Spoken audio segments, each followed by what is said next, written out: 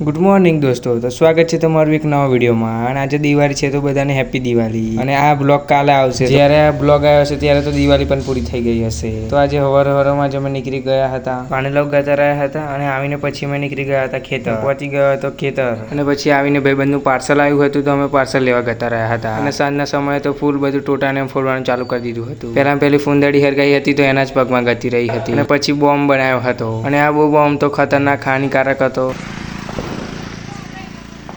અને પછી આ છે મેન બોમ્બ. આવા બોમ્બ અમે 3 બનાવ્યા હતા. અને આવું તમને બોમ્બના રચિતાઓને મળવાનો છું. આ છે યુવરાજ, આ છે ચિંટુ અને આગળ બોમ્બ બનાવવાની તૈયારી ચાલુ હતી. અને આ ભાઈ આઈફોન લીધા પછી પણ સાદો મોબાઈલ લઈને ફરે છે. અને પછી આની ઉપર 250 ગ્રામ પેટ્રોલ નાખી દેવામાં આવ્યું હતું, એટલે કે પોટલી બનાવી હતી. અને આવા બોમ્બ જોજો કેટલો ખતરનાક ફૂટે છે.